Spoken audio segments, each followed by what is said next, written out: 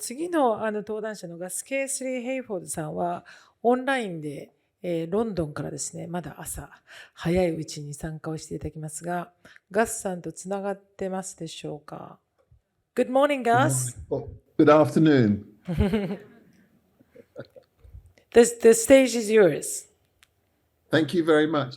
And thank you, Eugene. I thought that was really inspiring and so many synergies. And thank you to everyone who's working on the National Centre for Art Research project and everyone who's worked to bring us together today. I think these are really prescient issues, and it's just wonderful to have a platform with figures of such enormous stature to consider them. Thank you so much. I left my role as the director of the Smithsonian National Museum of African Art in Washington, D.C. to join the Victoria and Albert Museum team. And I left that role literally on the very last plane that left Washington as the COVID lockdown embraced us. And that was 3.5 years ago. And I joined what is a fantastic project, but joined at a challenging time. The V&A is the National Museum of Art and Design and Decorative Arts in Britain. And it's one of the finest museums that focus on those areas in the world. And I was part of a team that was tasked with building a new museum and storehouse in London, which is the city of my birth, and doing so in one of the most underserved parts of the city, East London. But there were a huge range of challenges. I joined, as I said, in the midst of a pandemic, and also with the long shadow of both Me Too and Black Lives Matters, which were reframing our understanding of equity. Could we go on to the first slide, please? But also with climate change and all of the debates around it that were changing our understanding of buildings and spaces. And it's been a strange time to be part of a team that is building a new museum and storehouse. These are unusual, challenging times when we probably all felt both the vulnerability of the creative industries and appreciated the strengths of it. And we've seen that when we desperately needed it, we've witnessed the unique power of the arts to both be a terrain of dispute, but also to act as a very powerful force that could pull us together, that can offer catharsis and inspiration.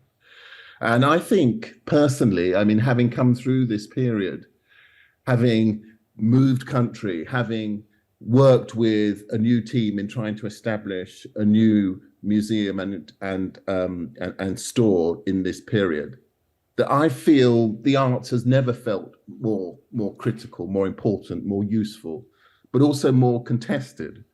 And as so often in British history, when our nation has felt challenged, the Victoria and Albert Museum, an institution I'm very proud to now work for, has sought to play its part, to be impactful, to be inspirational, to make a meaningful difference.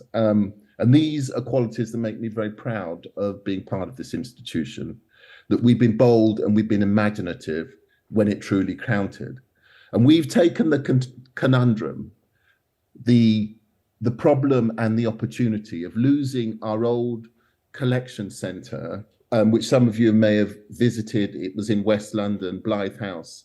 And we've turned it into a proposition that delivers in innovative ways and needs to the opportunities of this particular time, with all of its tests, all of its problems, and all of its opportunities. We're creating a new kind of collection centre in East London, one of the most underserved parts of the city. And it's a space that we feel will revolutionize access to our collection, providing universal, unprecedented, and free access to our 280,000 objects, 9,000 archives, a vast 360,000 book library, all in a single building that will celebrate stories of performance, art, and design. It's open central space that you can see here. This is a building designed by Liz Diller. It's glass balustrades, glass floor, so that you literally feel like you have been immersed, placed within the very center of the collection. Could we go on to the next slide, please? And we're going to provide the workspaces, the tools, the advice needed by our visitors to study and make use of our collections in what we hope will be new ways. Not just a state-of-the-art institution that's going to serve artists and scholars as we have in the past. We want to build something that we hope will catalyze young ambition and transform lives of some of the most culturally underserved communities in Europe. So this is what we feel is going to be a new kind of space that's going to help focus not just makers on issues and enable them to deliver their practice, but also to inspire the communities around them to engage with their potential to make.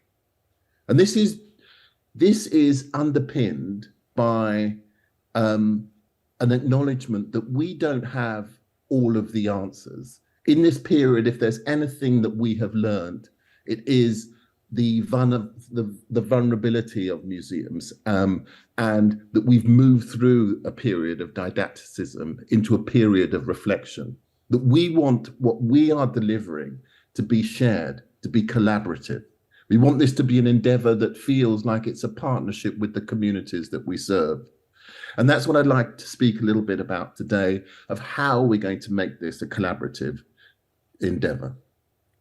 So, I mean, it is a period in which one could, as an institution, we could retreat into the things that we know, the systems we know, into the sorts of traditions of delivery that we know. But we've tried to be bold, and we've asked a question: how can we make a difference to our city and the people that we serve, to our nation and its future? And so we want to become a space that will inspire discourse, that will, of course, educate and facilitate transformation in terms of the lives of people, to empower them. But we also want to be a place of reflection, that we want to be a space in which we can offer catharsis in a period in which it feels like we need it. We do need places in which we can recuperate, that can become spas for the soul. Spaces where we can enjoy the most glorious manifestations of our fundamental human drive that we have to make, to build, to create. And that drive of making is going to be the fundamental connective tissue between all of the things we do and the spaces that we are creating. And in engaging with this project, one of the things I've tried to do is to get out beyond our spaces into the communities that we serve, that these are some of the most creative but also culturally underserved in Britain. And it's just been absolutely fascinating working with these communities and learning about what it is that they desire from us. And they are creative, they are makers, that these are communities that have traditionally produced a huge number of artists and designers, but we have not invested in East London. And so I'm really proud to be part of a team that is going to do that. And we're going to do it through a celebration of making. It's the compulsion that links us across time and geography. It unites us from our earliest compulsions, and we want to underwrite our institution with a celebration of that. And it's the thing that we hope that our government will get behind, this idea that Britain as a creative making force will be something that will underwrite our future as well. So we're really excited about this, of seeing V&A East as this new centre of making. Could we go on to the next slide, please? Now, East London is fascinating. It's the place where we're sited is actually on the old Olympic Park, and we are part of a vast cultural reconfiguration of this bit of London. It's, as I said, one of the most disadvantaged bits of Britain. And this is a part of a huge investment in education, in youth, in talent in this region. And coming back to Britain, as I did from the US, I wanted to get to know this bit of London, which I didn't, I have to acknowledge, know very well. And after living years abroad, it was very clear that post-Brexit and post-COVID, that Britain is a nation that has changed pretty profoundly, not just in its economics or in the way in which we deliver, but we've also been forced to answer a lot of serious kind of questions as cultural institutions, questions that across the course of my career that we haven't really got to grips with, questions about diversity and equity. And I think that post Brexit, post Black Lives Matters, in this period in which we're kind of reflecting through the sorts of issues around Me Too, I think there's a sense of urgency that there are risks that we will encounter as a sector if we don't deal with these, that the risk is far greater than if we actually work to deal with these vigorously. So this is a moment in which I think there is a kind of an underpinning moral compulsion to address what feels like a backlog of really serious issues, but to see them as an opportunity. So I've spent a lot of time cycling through this part of East London, trying to get to know it. And these are fascinating boroughs: Newham, Tower Hamlets, Hackney and Waltham Forest. And what I've got to really understand is that these have always been really deeply creative areas. This is the area where Yinka Shonibare has his studio, where Alexander McQueen grew up. This is an area where before that, David Bailey, the great photographer, where he established himself. It's always been a place of immigrants, of makers, and of artists and shifting populations.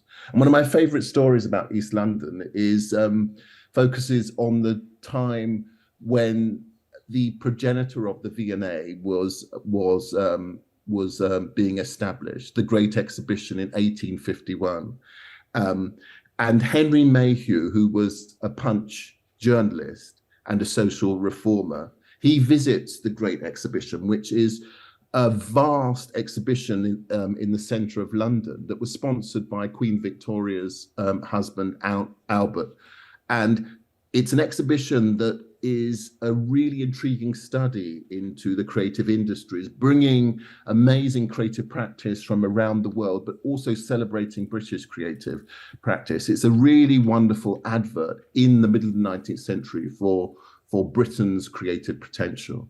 And this journalist, Henry Mayhew, he wants to uncover the communities who are driving this period of transformation. So he visits East London and he sees this part of London that is absolutely kind of crippled by poverty, by a lack of investment, by deprivation. But he also sees it as a place that is so creative. It's the place of the shoemakers, the carpenters, the silk weavers. And then Dickens, Charles Dickens, he travels in this region in the same period, and he describes it in almost identical terms as a place of oil boilers, of gut spinners, of varnish makers, of printers, of silk weavers.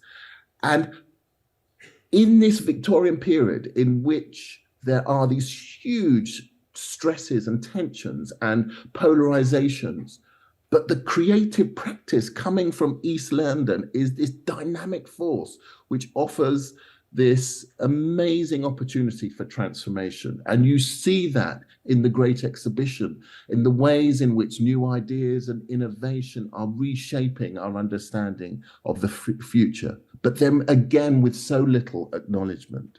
And East London, over subsequent generations, has just continued to give back far more than it's received.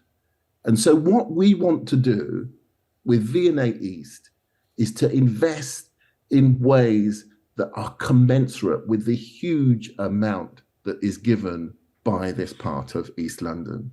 to build a new opportunity, a crucible of opportunity for the young and for the creative populations of East London. Can I have the next slide, please?